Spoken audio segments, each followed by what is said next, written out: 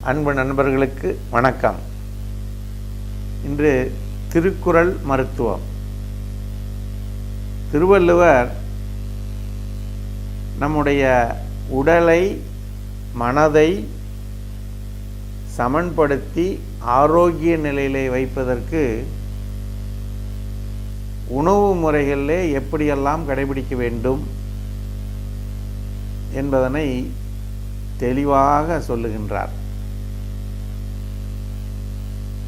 எப்படி ஒரு மனிதன் நோயிலிருந்து தன்னை காத்து கொள்ள முடியும் என்று சொன்னால், அவன் உண்ணுகின்ற உணவை முறையாக உண்ண வேண்டும். அது எப்படிப்பட்ட உணவாக இருக்க வேண்டும் என்பதனை அழகாக சொல்லுகிறார். இழிவறிந்து உண்பான்கண் இன்பம்போல் நிற்கும் களிப்பேர் இறையான்கண் நோய். அதாவது, நாம் உண்ணுகின்ற அளவினை நமக்கு தேவை எவ்வளவு தேவையோ அந்த அளவிலே இருந்து சற்று குறைத்து உண்ணுபவனிடத்திலே அவனுடைய வாழ்க்கையானது இன்பமாக நிலைத்து நிற்கும், எந்த விதமான நோயினுடைய பாதிப்பும் இல்லாமல். அது உடல் நோயாகட்டும் அல்லது மனநோயாகட்டும், எதுவுமே அவனை பாதிக்காது. ஆனால்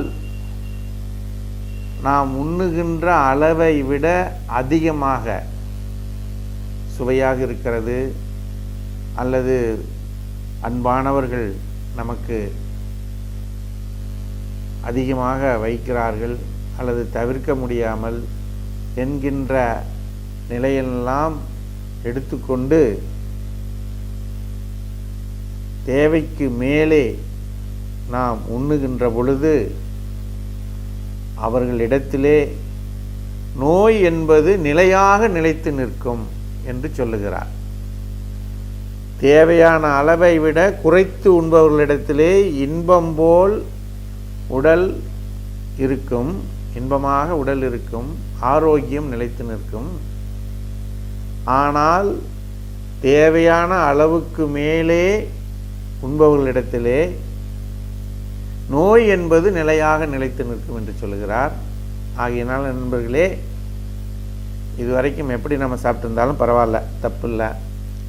ஆனால் இனி மேற்கொண்டாவது தேவைக்கு அதிகமாக உண்ணாமல் தேவையான அளவை விட சற்று குறைத்து உண்ணுவோமேயானால் நம்முடைய உடலை நன்றாக ஆரோக்கியமாக வைத்துக்கொள்ள முடியும் என்பதனை உணர்ந்து நீங்கள் அதை கடைபிடிக்க வேண்டும் என்று கேட்டு, இந்த வாய்ப்பளித்த சர்வம் யூடியூப் சேனலுக்கு நன்றி கூறி விடைபெறுகிறோம். நன்றி, வணக்கம்.